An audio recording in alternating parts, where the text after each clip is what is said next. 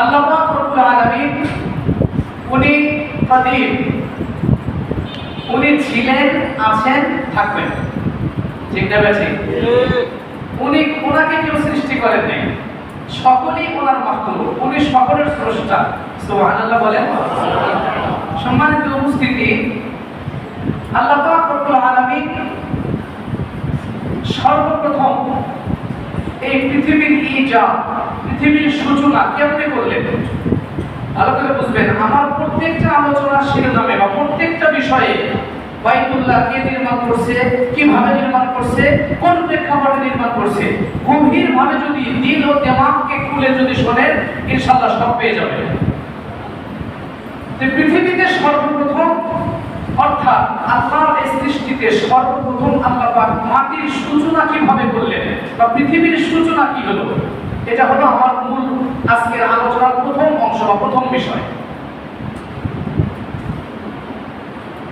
আল্লাহ পাক রব্বুল আলামিন এর আগে একটা কথা বলে দিই।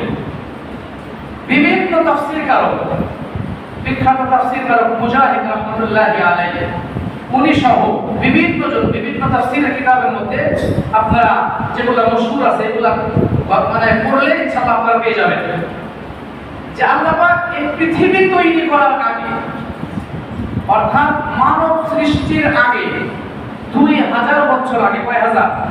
2000 বছর আগে আল্লাহ পাক কাবাকে তৈরি করেছেন। সুবহানাল্লাহ বললেন না? কেউ কেউ বলেছেন মানব সৃষ্টির বহু আগে আল্লাহ পাক বাইতুল্লাহ কারীমকে সৃষ্টি করেছেন। কেউ কেউ বলেছেন না, 200 বছর আগে আল্লাহ পাক বাইতুল্লাহকে তৈরি করেছেন। এবার আসেন, আল্লাহ পাক রব্বুল আলামিন সর্বপ্রথম খুতুবাতুল হাদি নামক একটা কিতাব আমার কাছে আছে বাংলায়। এই কিতাবের মধ্যে অন্য কিতাবের রেফারেন্স দিয়ে বিস্তারিতভাবে আলোচনা এসেছে। আল্লাহ পাক প্রথমে একটা মুক্তা তৈরি করলেন। কি তৈরি করলেন? একটা মুক্তা। আল্লাহ পাক এই মুক্তাকে নির্দেশ দিলেন পানি প্রবাহিত করা, পানি প্রবাহিত করার নির্দেশ দিলেন। এই মুক্তা পানি প্রবাহিত করতে শুরু করলো। পানি প্রবাহিত করতে করতে করতে করতে করতে করতে এক পর্যায়ে এই মুক্তা পানি প্রবাহিত হতে হতে পানির একটা চাকা তৈরি হলো। যেই চাকাটার দৈর্ঘ্য প্রস্থ সবকিছু ছিল 20 লক্ষ বর্গ মাইল। সুবহানাল্লাহ বললেন না? কত মাইল? এখন আপনি বলতে পারেন হালকা পানির একটা টুকরা থেকে এত বিশাল বড় পানি। নবী আলাইহিস সালাতু ওয়াস সালামের এক হাদিস আসছে, কোথাও যাচ্ছিলেন, পানির সংকট দেখা দিল। পয়গম্বর বললেন, তোমাদের কাছে কি পানি আছে? যার কাছে যা পানি আছে এই জায়গায় জমা করো। সকলের পানি এক জায়গায় জমা করা হলো। যে পানি সকলের কাছে ছিল সকলেই তৃপ্তি ভরে পান করতে পারতো না, হতো না। নবী আলাইহিস সালামের ইনফরমেশন অনুযায়ী জমা করলেন। পয়গম্বর নিজের বরকতি হাত ইসফার ভিতরে দিলেন। যাওয়ার পরে পানি এর পরিমাণ বৃদ্ধি পেল, সকলেই তৃপ্তি সহকারে খাওয়ার পরে অতিরিক্ত অনেক পানি বকেয়া বেঁচে গেল। সুবহানাল্লাহ বলেন। তো আল্লাহ পাক রব্বুল আলামিন এই 20 লক্ষ বর্গ মাইলের এই পানির এই চাকা আল্লাহ পাক 40 বছর ওইভাবে ঘোরালেন। কত বছর? 40 বছর আল্লাহ পাক ওইভাবে ঘোরালেন। ঘুরাইতে ঘুরাইতে আল্লাহ পাক রব্বুল আলামিনের হুকুম অনুযায়ী পানির ভিতরে ফেনা তৈরি হয় না? হেবেটে বারিকায় ফেনা তৈরি হয়। কোন কিতাবে এইভাবে আসছে যে পৃথিবীর শুরু লগ্নে শুধু পানি আর পানি ছিল। এই জায়গা থেকে বর্ণনা করছে, মুক্তার সৃষ্টির বিষয়টাকে বর্ণনা করে নাই। এক এক কিতাবে এক এক ভাবে আসছে। তো যাই হোক, এই পানির ভিতরে ঢেলে বাড়ি খেয়ে পানির জমাট বাঁধলো, ফেনা তৈরি হলো। এই ফেনাটা শক্ত হলো, শক্ত হতে হতে একটা ইট সাদৃশ্য একটা মাটি তৈরি হলো। আল্লাহু আকবার। ইট সাদৃশ্য একটা মাটি তৈরি হলো। মাটি তৈরি হওয়ার পরে আল্লাহ পাক রব্বুল আলামিন ওই জায়গায়, এটাই পৃথিবীর সর্বপ্রথম মাটি, এবং আল্লাহ পাক সর্বপ্রথম মাটি সৃষ্টি করলেন এইভাবে। সুবহানাল্লাহ। সম্মানিত উপস্থিতি, আর ওই জায়গাটাতে আল্লাহ পাক যে জায়গায় সর্বপ্রথম মাটি তৈরি করেছিলেন, ওই জায়গাতে আজকের বাইতুল্লাহ তথা কাবা স্থাপিত, কাবা ভিত্তি। সুবহানাল্লাহ। ওই জায়গাটায় আল্লাহ পাক রব্বুল আলামিন মাটি তৈরি করে ফেরেশতাদের মাধ্যমে সর্বপ্রথম আল্লাহ পাক পৃথিবীর প্রথম ঘর, প্রথম মসজিদ আল্লাহ পাক বাইতুল্লাহকে নির্মাণ করলেন। তাহলে এতটুকু পর্যন্ত বর্ণনার দ্বারাই বুঝলেন হলো যে পৃথিবীতে আল্লাহ পাক রব্বুল আলামিন ফেরেশতাদের মাধ্যমে সর্বপ্রথম বাইতুল্লাহকে নির্মাণ করেন। ভালো করে বুঝবেন। আগে দিয়ে বলেছি অত্যন্ত ঠান্ডা মাথায় বুঝতে হবে। এরপরে আল্লাহ পাক জিবরিল, ইসরাফিল, মিকাইল এদেরকে আদেশ দিলেন যে যাও। আচ্ছা ধরেন মাটি সাদৃশ্য একটা ইট তৈরি হলো, চতুর্দিকে পানি আর পানি, এটা হেলতে দুলতে ছিল। এভাবে আল্লাহ পাক রব্বুল আলামিন যখন দেখলেন যে এটা স্থির হচ্ছে না, আল্লাহ পাক রব্বুল আলামিন পাহাড় তৈরি করলেন। যেই বক্তব্য আল্লাহ পাক সূরাতুল গাশিয়ার 19 এবং 20 নম্বর আয়াতে আল্লাহ দিয়েছেন, ওয়া ইলাল জিবালি কাইফা সুতিহাত ওয়া ইলাল আরদি ওয়া ইলাল জিবালি কাইফা নুসিবাত ওয়া ইলাল আরদি কাইফা সুতিহাত। আল্লাহ বলেন তারা কি দেখে না যে পাহাড়কে আল্লাহ পাক রব্বুল আলামিন জমিনের উপরে স্থাপন করে জমিনকে কিভাবে আল্লাহ পাক স্থির রেখেছেন। আল্লাহু আকবার। বলেন যে পাহাড়কে তৈরি করে আল্লাহ পাক জমিনের পেরেক হিসাবে আল্লাহ পাক স্থাপন করে জমিনের ভারসাম্যতা তৈরি করলেন, জমিনের স্থিতিশীলতা তৈরি করলেন, জমিন আর নড়াচড়া করলো না। এরপরে আল্লাহ পাক রব্বুল আলামিন জিবরাইল, ইসরাফিল, মিকাইল, আজরাইল এই পরের সাবজেক্ট আল্লাহ পাক এদেরকে বললেন, এই ওই যে মাটি সাদৃশ্য যে জমিন আমি তৈরি করলাম, তোমাদের দ্বারা এখানে বাইতুল্লাহর ভিত রাখলাম, এক কাজ করো, আমি মানুষ তৈরি করব, তোমরা তিনজন গিয়ে ওই মাটির উপরি ভাগের চামড়া নিয়ে আসো, মাটির উপরি ভাগের চামড়া নিয়ে আসো, আমি মানুষ তৈরি করব। তিনজন চলে আসলেন, মাটির উপরি ভাগের থেকে চামড়া দিতে চাইলেন, মাটি অনুমতি দিল না, মাটি অনুমতি প্রদান করলো না, চলে গেলেন। এরপরে আল্লাহ পাক মালাকুল মউত হযরত আজরাইল আলাইহিস সালাতু ওয়াস সালামকে পাঠিয়ে দিলেন। আজরাইল আলাইহিস সালাতু ওয়াস সালাম এসে জমিনের অনুমতি ছাড়াই জোরপূর্বক ভাবে চামড়া উঠিয়ে নিয়ে আল্লাহর কাছে দিলেন। আল্লাহ পাক রব্বুল আলামিন এই চামড়া দ্বারা হযরত আদম নবিয়িনা আলাইহিস সালাতু ওয়াস সালামকে তৈরি করলেন। সুবহানাল্লাহ। তাহলে আদম, আমি আগেই বলেছি ভালো করে বুঝবেন, হযরত আদম আলাইহিস সালাতু ওয়াস সালাম মাটির চামড়া থেকে তৈরি, মাটির চামড়া থেকে তৈরি। পয়গম্বর আদমের ওই মাটির চামড়া কিসের থেকে তৈরি? বুঝে থাকলে বলুন তো দেখি। পানির ফেনা থেকে তৈরি। কিসের থেকে তৈরি? পানির ফেনা থেকে তৈরি। পানির ফেনা কিসের থেকে তৈরি? পানির থেকে তৈরি। এবং পানি কিসের থেকে তৈরি? মুক্তা থেকে তৈরি। মুক্তাকে তৈরি করলো কে? আল্লাহু আকবার। জোরে বলেন। পয়গম্বর আদম আলাইহিস সালাতু ওয়াস সালামকে তৈরি করলেন। এজন্যই তো আল্লাহর পয়গম্বর আবু দাউদের 5058 তিরমিজির 3955 দুই জায়গায় আছে হাদিসটা। আল্লাহ পাকের হাবিব বলেন, কুল্লুহুম বনু আদম ওয়া আদম মিন তুরাব। পয়গম্বর আদমকে তৈরি করা হয়েছে মাটির দ্বারাই, আর আদম পয়গম্বরের সন্তান যারা আসবে এরাও মাটির দ্বারাই তৈরি। তিরমিজি, আবু দাউদ এই হাদিস ওই জায়গায় আসছে। সম্মানিত উপস্থিতি, এবার ইতিহাস আপনাদের জানা, এই ইতিহাস আমি বলতে যাব না। পয়গম্বর আদমকে তৈরি করলেন, কোথায় রাখলেন একটু জোরে বলেন। জোরে বলেন, আরো জোরে বলেন। জান্নাতে রাখলেন। এরপরে আদম আলাইহিস সালাতু ওয়াস সালাম আনিজি ফিল করতেছিলেন। পয়গম্বর আদম আলাইহিস সালাতু ওয়াস সালামকে আল্লাহ পাক আমাদের আদি মাতা আম্মা জান হযরত হাওয়া আলাইহিস সালাতু ওয়াস সালামকে তৈরি করে দিলেন। জান্নাতের ভিতরে থাকতেছিলেন।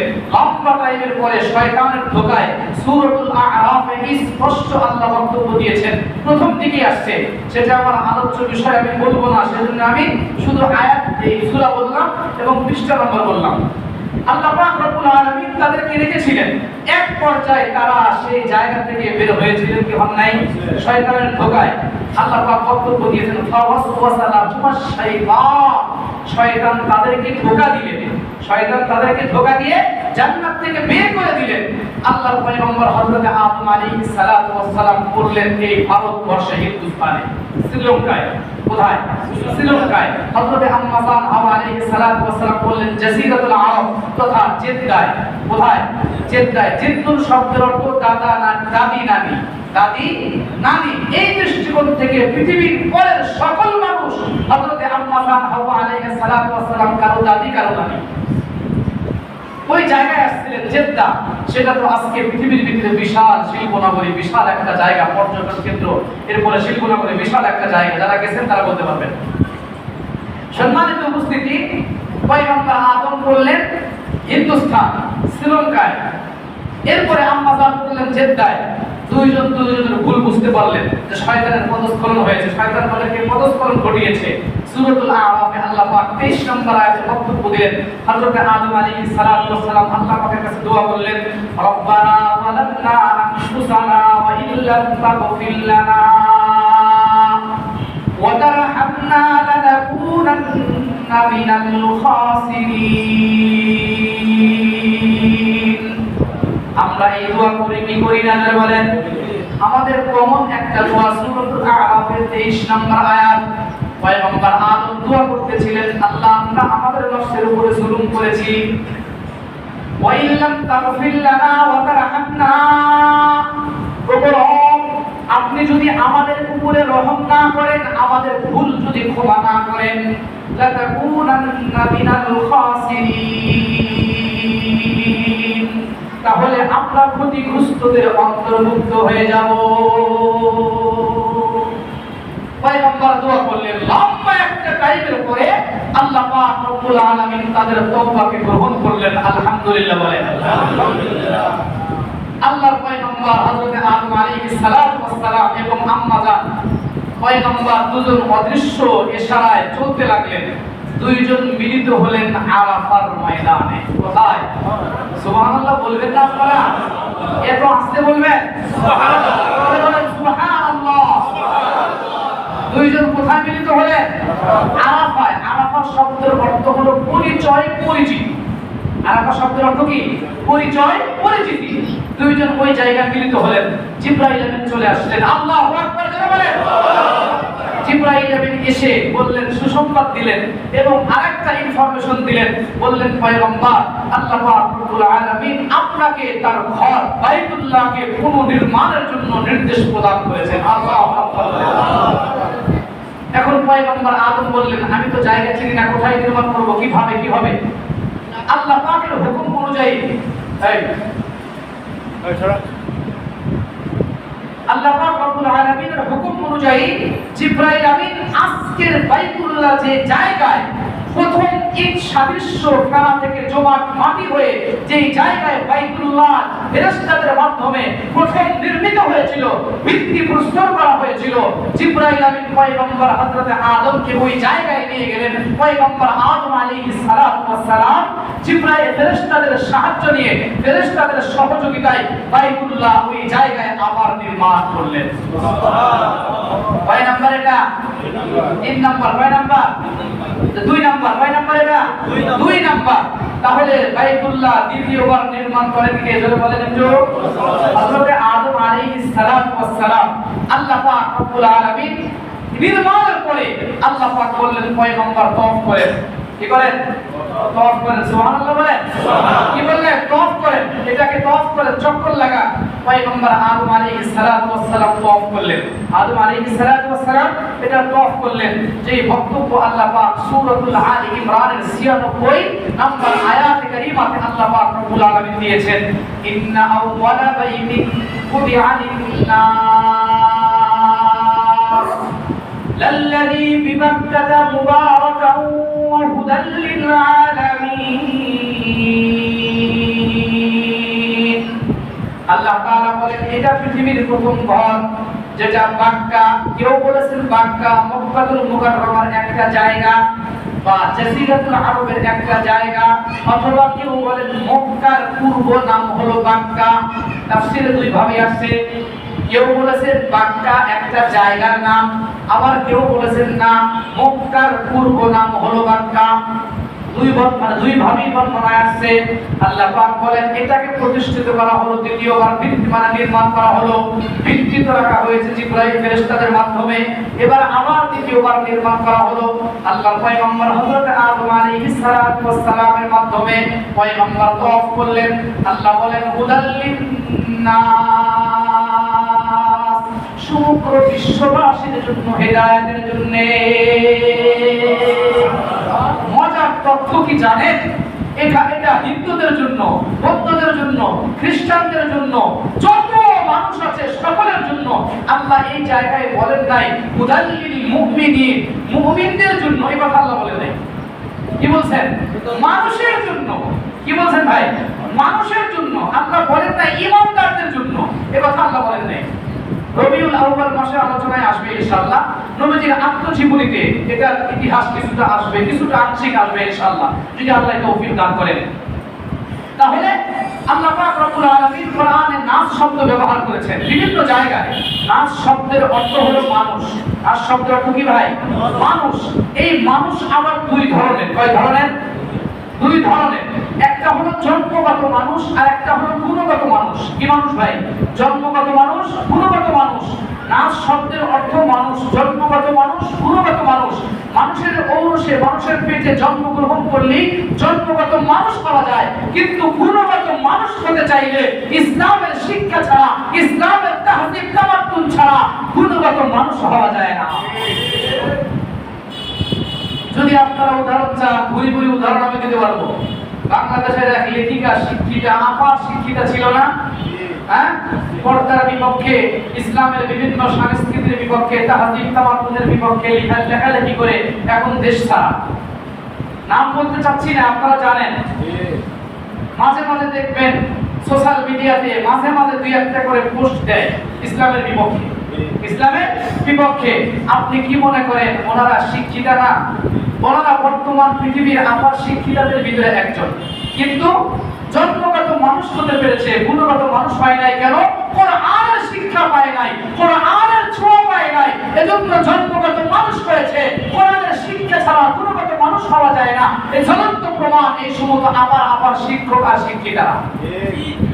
মুহতারাম হাজিরিন, তাহলে দেখেন আল্লাহ পাক রব্বুল আলামিন এই যে হযরত আদম আলাইহিস সালাতু ওয়াস সালামকে নির্মাণ করলেন এই বিশ্ববাসীর হেদায়েতের জন্য। আল্লাহ নাস শব্দ বলেছেন সকল মানুষের জন্য, যারা এইখানে আসতে চাইবে তাদের জন্যই আল্লাহ পাক এই দরজা আল্লাহ পাক উন্মুক্ত করে দিয়েছেন। সুবহানাল্লাহ। মুহতারাম হাজিরিন, দ্বিতীয়বার নির্মাণ। এরপরে আল্লাহ পাক রব্বুল আলামিন কাবাকে উঠিয়ে নিয়েছিলেন। আমি হজ এবং হজের তাৎপর্যের ভিতরে বলেছিলাম যে এই কাবাকে দুইবার উঠায় নেওয়া হয়েছে, মনে আছে কিনা আপনাদের জানি না। রাসূল বলেছিলেন ইস্তামতাউ বিহাদাল বাইত, এই ঘরের দ্বারা ফায়দা অর্জন করো, এই ঘরের দ্বারা সহিহুত তারগীব ওয়া তারহীব রিওয়ায়াত, এই ঘরের দ্বারা ফায়দা অর্জন করো। কেন এই ঘরকে দুইবার উঠায় নেওয়া হয়েছে? আরেকবার উঠায় নেওয়া হবে।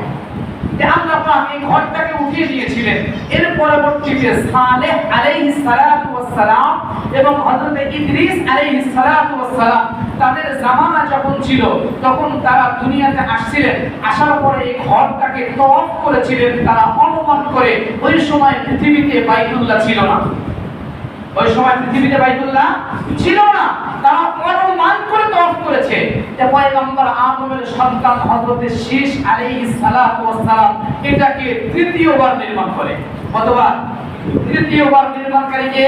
হযরত শীশ আলাইহিস সালাতু ওয়াস সালাম।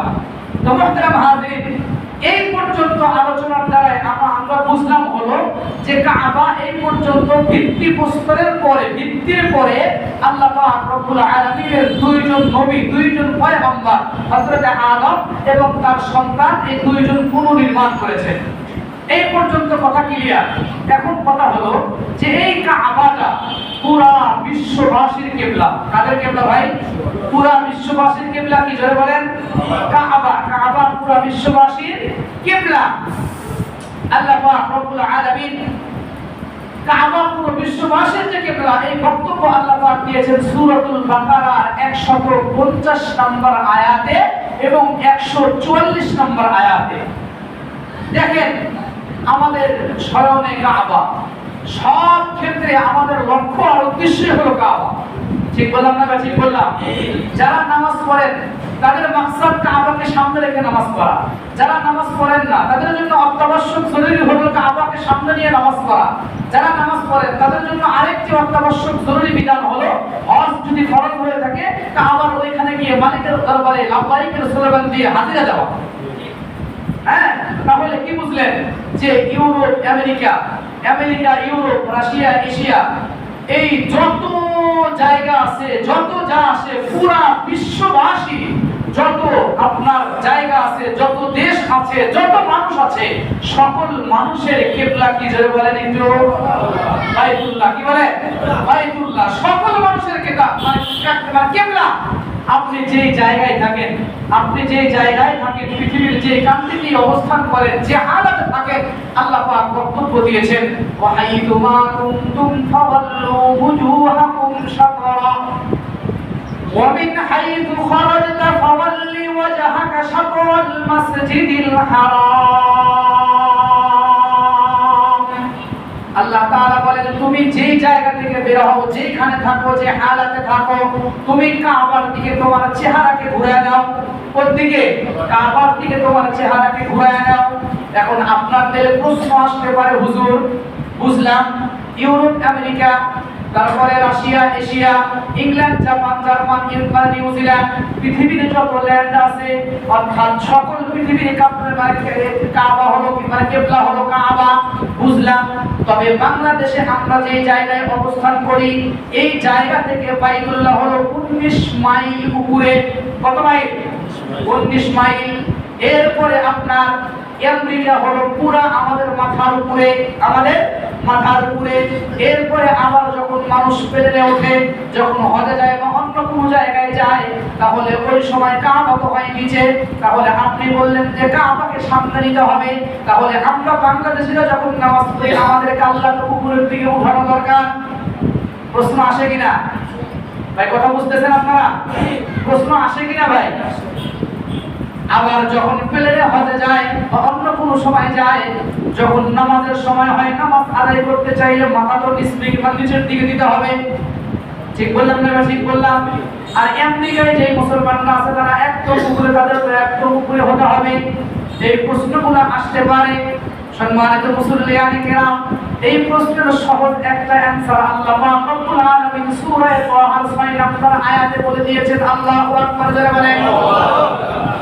এই প্রশ্ন বোঝার আগে আপনাকে আর আমাকে আগে বুঝতে হবে এটা, যে কাবার যে ভিত্তি, কাবার যে ভিত্তি, এই ভিত্তি যে আল্লাহ পাক রব্বুল আলামিন জিবরাইলের মাধ্যমে রেখেছিলেন। সহিহুত তারগীব ওয়াত তারহিবের মধ্যে আল্লাহ পয়গম্বর বলেন, 1709 নম্বর হাদিসের বর্ণনা, কুহে তুর মানে তুরে সিনা, লুবনান, তারপরে ইয়ালামলাম, এই ধরনের 4 থেকে 5টা পাহাড় থেকে পাথর সংগ্রহ করে আল্লাহ পাক এই কাবার ভিত্তি প্রস্তুত করেছিলেন ফেরেশতাদের মাধ্যমে। আল্লাহ পাক রব্বুল আলামিন বলেন, অন্য হাদিসের মধ্যে আছে, প্রত্যেকটা আসমানে এক একটা কিবলা আছে, সপ্তম আসমানেও একটা কিবলা আছে। ওটার নাম কি বলেন? বাইতুল মামুর। কি? বাইতুল মামুর। এটা কোন আসমানে? সপ্তম আসমানে। আর প্রত্যেকটা আসমানে এক একটা করে কিবলা আছে। প্রত্যেকটা আসমানে ফেরেশতাদের জন্য কি আছে? কিবলা আছে। আল্লাহ পাক রব্বুল আলামিন বলেন, লাহু মা ফিস সামাওয়াতি ওয়া মা ফিল আরদ ওয়া মা লাহু মা ফিস সামাওয়াতি ওয়া মা ফিল আরদি ওয়া মা বাইনাহুমা ওয়া মা তাহতাত সারা। আল্লাহু আকবার বলে। আল্লাহ তাআলা এই আয়াতে বলে, জিবরাইল ফেরেশতাদের মাধ্যমে আল্লাহ পাক যখন ওই পাহাড়গুলো থেকে পাথর সংগ্রহ করে বাইতুল্লাহর ভিত রাখেন, আল্লাহ এই আয়াতে বক্তব্য দিয়েছেন, তাহতা সারা।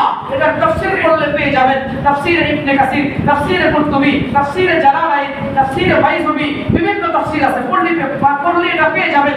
আল্লাহ পাক যখন এটার ভিত রাখেন, তাহতা সারা, 7 তবক জমিনের একদম নিচ পর্যন্ত গিয়ে আল্লাহ এটার ভিত্তি রেখেছেন। সুবহানাল্লাহ। আর এই কাবা সোজা একদম আসমান পর্যন্ত, কোন পর্যন্ত? এটা একদম আসমান, প্রথম আসমানে যে কিবলা আছে, কাবা আছে, এই সোজা ওইটা উঠেছে। ওখান থেকে দ্বিতীয় আসমানে, ওটার থেকে তৃতীয় আসমানে, ওটার থেকে চতুর্থ আসমানে, এইভাবে সবগুলা গিয়ে সপ্তম আসমানে বাইতুল মামুরে যুক্ত হয়েছে। আল্লাহু আকবার জোরে বলেন। তো মুহতারাম হাজিরিন, এখন বলুন তো দেখি, এদিক সেদিক নিচে আর উপরে, এটার এই প্রশ্ন কি যুক্তিগত থাকবে? আর কথা বলেন না কেন ভাই? এই প্রশ্নের যুক্তিগত থাকবে? থাকবে না। আল্লাহ পাক রব্বুল আলামিন সূরাতুল বাকারায় আল্লাহ পাক 115 নম্বর আয়াতে আল্লাহ বক্তব্য দিয়েছেন, ওয়ালিল্লাহিল মাশরিকু ওয়াল মাগরিব। আল্লাহ তাআলা বলেন, ওয়ালিল্লাহিল মাশরিকু ওয়াল মাগরিব ফাআইনামা তুওয়াল্লু ফাতাম্মা ওয়াজহুল্লাহ। আল্লাহ পাক বলেন, মাশরিক এবং মাগরিব, পূর্ব এবং পশ্চিম, অর্থাৎ পৃথিবীর সকল মানুষ, ফাআইনামা তুওয়াল্লু ফাতাম্মা ওয়াজহুল্লাহ। তোমরা যে হালাতে থাকো, যে জায়গায় থাকো, যেভাবেই থাকো, আল্লাহ পাক রব্বুল আলামিন সব কিছু শোনেন এবং দেখেন। আল্লাহ পাক রব্বুল আলামিন সব জায়গায় বিরাজমান। সুবহানাল্লাহ বললেন না?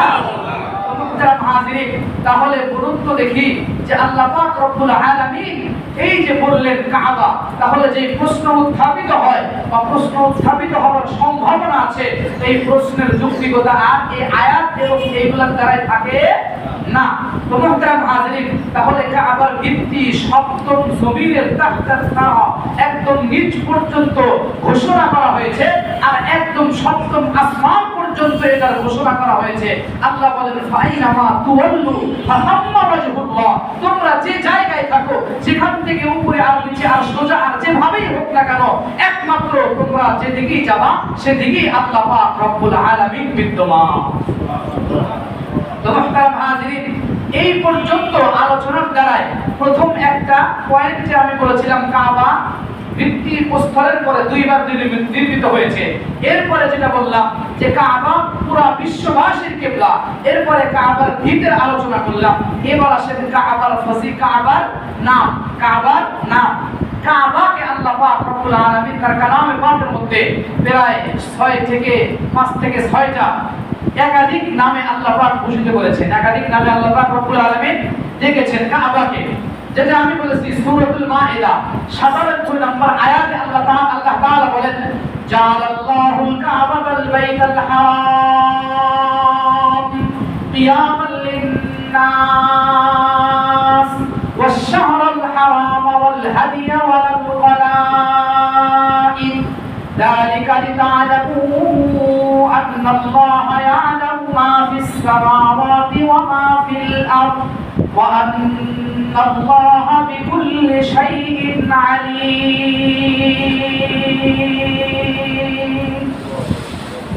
আল্লাহ পাক রব্বুল আলামিন বলেন যে জাআলাল্লাহুল কাবা, আল্লাহ তাআলা এইটাকে কাবা করে নামকরণ করেছেন। সুবহানাল্লাহ, জানে বলে সুবহানাল্লাহ। বাইতুল্লাহকে আল্লাহ তাআলা কাবা বলে কি করেছেন? নামকরণ করেছেন। এরপরে আল্লাহ তাআলা আরো কিছু কথা বলে সর্বশেষে আল্লাহ তাআলা বলেন, যালিকা লিতা'লামু আন্নাল্লাহা ইয়া'লামু মা ফিস সামাওয়াতি ওয়া মা ফিল আরদ। যাতে তারা বোঝে আর জানে যে সব কিছু আসমান আর জমিনে যা কিছু আছে সব কিছুর একচ্ছত্র অধিপতি, একচ্ছত্র মালিক, আর সব কিছুর অধিকারী আর ক্ষমতা একমাত্র কার কাছে? আল্লাহ। বলেন কার কাছে? ওয়ান্নাল্লাহা বিকুল্লি শাইইন আলীম। আল্লাহ তাআলা বলেন যে সব কিছু সম্পর্কে সম্যক অবগত আছেন একমাত্র কে? আল্লাহ তাআলা। তাহলে সূরাতুল মাইদার এই আয়াতের মাধ্যমে আমরা জানতে পারলাম যে কাবার একটা নাম হলো, বাইতুল্লাহর একটা নাম হলো কাবা। বাইতুল্লাহর একটা নাম কি ভাই? কাবা। সূরাতুল হজ্জের 29 নম্বর আয়াতে আল্লাহ তাআলা এটাকে বাইতুল আতীক বলে নামকরণ করেছেন। কি বলে ভাই? বাইতুল আতীক বলে আল্লাহ তাআলা এটাকে নামকরণ করেছেন, বাইতুল আতীক। আল্লাহ তাআলা বক্তব্য দিচ্ছেন, সুম্মা লিয়াকুদু নাফাতাহুম ওয়া লিউফু নুযুরাহুম। তারা যেন অপরিচ্ছন্নতাকে দূর করে দেয়, ওয়া লিউফু নুযুরাহুম, এবং তারা যেই ওয়াদা করে, মান্নত করে, সেগুলো যাতে তারা পূর্ণ করে নেয়, ওয়ালিয়াতাওয়াফু বিল বাইতিল আতীক। আল্লাহ তাআলা বলেন তারা যেন বাইতুল আতীক অর্থাৎ সুপ্রাচীন কাবা ঘর, এটাকে যেন তারা ত্যাগ করে। আল্লাহু আকবার বলে। তাহলে এই আয়াতের মাধ্যমে সূরা হজ্জের 29 নম্বর আয়াত এই আয়াতের মাধ্যমে আমরা জানতে পারলাম যে বাইতুল্লাহ আর একটা দ্বিতীয় নাম হলো বাইতুল আতিক, অর্থাৎ সুপ্রাচীন ঘর। কি ঘর? সুপ্রাচীন ঘর, প্রাচীন ঘর। প্রাচীন ঘর তো অবশ্যই প্রথমেই না বললাম যে মানব সৃষ্টির কয় হাজার বছর আগে, 2000 বছর আগে মুজাহিদ, বিখ্যাত তাফসীরকারক মুজাহিদ রাহমাতুল্লাহি আলাইহি এই কথা বলেছেন। এবং অন্য কেউ বলেন যে মানব সৃষ্টির 200 বছর আগে। কয়শো বছর আগে? প্রথম এই কথাই বলেছি, মনে নাই আপনাদের? তাহলে এটা তো সুপ্রাচীন ঘর হবে, এটা তো সুপ্রাচীন ঘর হবে। সম্মানিত উপস্থিতি, সুনান তিরমিজির ভিতরে 3170 নম্বর হাদিসের বর্ণনা, 3170 নম্বর হাদিসের বর্ণনায় আল্লাহর নবীর সাহাবী রিওয়ায়াত করেন এইভাবে যে ইন্নামা সুমিয়া বাইতুল বাইতুল আতিক, কাবাকে বাইতুল আতিক করে নামকরণ কেন করা হয়েছে? এই হাদিসে এটা তিরমিজি 3109, 3170, 3170, 3170 হাদিস। এই হাদিসে বলা হয়েছে হলো এইটা যে কাবাকে বাইতুল আতিক করে নাম রাখা হলো কেন? লিআন্নাহু লাম ইয়াযহারু আলাইহি জাব্বার, পৃথিবীর কোন স্বেচ্ছাচারী, কোন জুলুম শাসক বা কোন ব্যক্তি বা কোন শাসক বা কোন কেউ এটার উপরে বিজয় অর্জন করতে পারে? পারছে? সূরা ফিল আবরাহা আসছিল কিনা ধ্বংসের জন্য? আল্লাহ পাক সূরা নাযিল করে স্পষ্ট ঘোষণা দিয়েছেন, আলাম তারা কাইফা ফাআলা রাব্বুকা বিআসহাবিল ফিল আলাম ইয়াজআল কাইদাহুম ফি তাদলিল ওয়া আরসালা আলাইহিম তায়রান আবাবিল। আবাবিল কি ভাই? পাখি। আবাবিল পাখি। আবাবিল ঝাঁকে ঝাঁকে। আবাবিল অর্থ ঝাঁকে ঝাঁকে, কাকা বলছে। আবাবিল অর্থ পাখি। এটা এতদিন আমাদের দেশের ওলামারাও ভুল তথ্য দিছে, আপনারাও ভুল তথ্য শুনছেন। কথাকে বুঝাতে পারছি? আবাবিল শব্দের অর্থ কি না? পাখি না। আবাবিল শব্দের অর্থ হলো ঝাঁকে ঝাঁকে। আল্লাহ তাআলা ওয়া আরসালা 3 নম্বর আয়াত ওয়া আরসালা আলাইহিম তায়রান, এই তায়র শব্দের অর্থ হলো পাখি। তায়র শব্দের অর্থ কি? পাখি। তাহলে এখানে যদি আবাবিল অর্থ যদি পাখি না, তাহলে তায়র শব্দের অর্থ কি নেবেন? বুঝেন নাই? ওয়া আরসালা আলাইহিম, আল্লাহ পাক তাদের উপর পাঠিয়ে দিয়েছেন পাখি। পাখি হলো এটা? মিলল তো না? আল্লাহ পাক তাদের উপরে পাঠিয়ে দিয়েছেন ঝাঁকে ঝাঁকে পাখি। আবাবিল পাখির নাম সকল তাফসীর দেখবেন, সকল তাফসীরের ভিতরে আছে। আবাবিল পাখির নাম না, আবাবিল অর্থ হলো ঝাঁকে ঝাঁকে। আল্লাহ পাক আব্রাহার ধ্বংস অনিবার্য করে ঝাঁকে ঝাঁকে আল্লাহ পাক এই পাখি প্রেরণ করেছিলেন। আল্লাহ পাক তার ধ্বংস অনিবার্য করেছে। এজন্যই এই হাদিসের ভিতরে আল্লাহ নবী সাল্লাল্লাহু আলাইহি ওয়াসাল্লাম বলেন যে লিআন্নাহু লাম ইয়াযহারু আলাইহি জাব্বার, পৃথিবীর কোনো স্বেচ্ছাচারী আল্লাহ পাকের এই ঘরের উপরে জয় করতে পারে নাই, বা এটাকে ধ্বংস করতে পারে নাই, বা এটার উপরে গালিব হতে পারে নাই, বিজয় অর্জন করতে পারে নাই। কিয়ামত পর্যন্ত পারার সম্ভাবনাও নাই। বলেন আছে? নাই। তো মুহতারাম হাজিরিন, এটার দুইটা নাম আমি কোরআনুল কারীমের দুইটা আয়াত থেকে বললাম এবং তিরমিজির 3170 নম্বর হাদিস থেকে আমি বললাম। এরপরে আসেন এটার ফাজাইল কি? এটার ফাজাইল কি? আল্লাহ নবী সাল্লাল্লাহু আলাইহি ওয়াসাল্লাম ফিরহুস সুনান 1456 নম্বর হাদিস, সুনান নাসাই 2000 সুনান নাসাই 2488 নম্বর হাদিস, 2400 কয় নম্বর হাদিস? এটা 2488 নম্বর হাদিসের 2899 নম্বর হাদিস। আর ফিরহুস সুনানের 1456 নম্বর হাদিস, 1456। আর সুনানুন নাসাই 2899, 2899 নম্বর হাদিসে আল্লাহর নবী সাল্লাল্লাহু আলাইহি ওয়াসাল্লাম এই কাবার ফজিলতের কথা বলেছেন। নবীজি বলেন যে মসজিদি আফজালু হাদা, আমার এই মসজিদ উত্তম, পৃথিবীর অন্য মসজিদে এক ওয়াক্ত নামাজ আর আমার এই মসজিদে এক ওয়াক্ত নামাজ, পৃথিবীর অন্য মসজিদে 1000 নামাজ আর আমার এই মসজিদে এক ওয়াক্ত নামাজ সমান। সুবহানাল্লাহ বললেন না?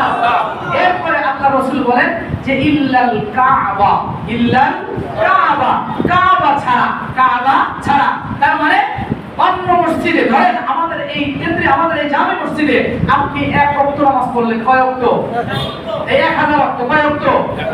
1000 ওয়াক্ত। আলফুন হাদিস আছে, শব্দ আছে, 1000 ওয়াক্ত আমাদের মসজিদে পড়লেন। এই 1000 ওয়াক্ত এখানে পড়ে মসজিদে নববীতে পড়লেন এক ওয়াক্ত। কয় ওয়াক্ত? এক ওয়াক্ত। তাহলে এই 1000 আর ওই এক ওয়াক্ত কি বরাবর সমান? আল্লাহ রাসূল বলেন তবে কাবা ছাড়া। তার মানে কি জানেন যে কাবাতে এক ওয়াক্ত নামাজ এই 1000 অথবা 1000 এর চাইতেও বেশি। সুবহানাল্লাহ বললেন না? আল্লাহ রাসূল সাল্লাল্লাহু আলাইহি ওয়াসাল্লাম এটা বর্ণনা করেছেন। এরপরে আল্লাহ নবী সাল্লাল্লাহু আলাইহি ওয়াসাল্লাম আরো বিভিন্ন ভাবে বিভিন্ন হাদিসের মধ্যে কাবার ফাজাইলের কথা বলেছেন। তো সম্মানিত উপস্থিতি, আমাদের আজকের আলোচ্য বিষয় ছিল হলো কি মনে আছে ইনশাআল্লাহ? যুগে যুগে বাইতুল্লাহর ইতিহাস, তাৎপর্য। যুগে যুগে বাইতুল্লাহর ইতিহাস ও বাইতুল্লাহর তাৎপর্য, এই শিরোনামটা মনে রাখবেন ইনশাআল্লাহ। আজকে যে জায়গায় শেষ করলাম, আল্লাহ তৌফিক দিলে, আল্লাহ যদি সুযোগ দেয়, তৌফিক দান করে, এই জায়গা থেকে যে জায়গায় রাখলাম এই জায়গা থেকে ইনশাআল্লাহ আগামীতে আলোচনা হবে যদি আল্লাহ তৌফিক দান করে। আল্লাহ পাক রব্বুল আলামিন আমাদেরকে কাবার মহত্ব, গুরুত্ব, তাৎপর্য বুঝে আল্লাহ পাক এগুলা উপরে আমল করার তৌফিক আল্লাহ পাক আমাদেরকে দান করুন। ওয়া আখিরু দাওয়ানা আলহামদুলিল্লাহি রাব্বিল আলামিন। মেহেরবানি করে